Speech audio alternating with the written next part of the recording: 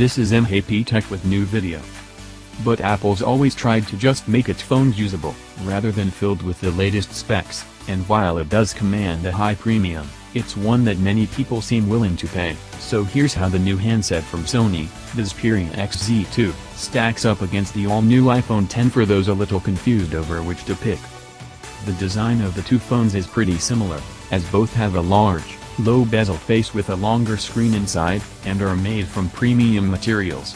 The iPhone is glass and metal in a more obvious way, with the chromed metal shining out, where Sony's gone for a shimmering glass shell design to catch the eye when left on the table. While we're thinking about how much these phones cost compared, it's rather large.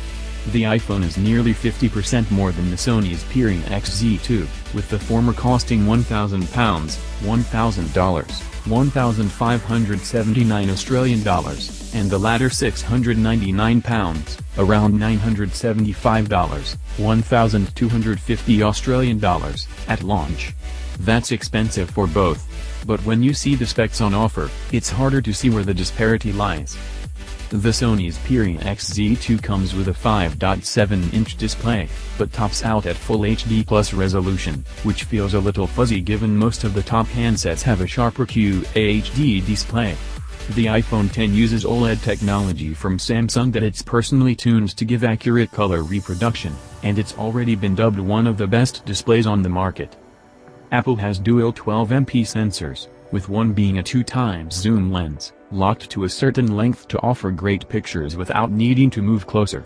Sony's single 19MP option doesn't have the same prowess, but does bring 4K HDR video recording where Apple is limited to just 4K. And where it has 720p slow motion recording, Sony can do 1080p at a super slow-mo level. Apple has dual 12MP sensors, with one being a 2x zoom lens, locked to a certain length to offer great pictures without needing to move closer.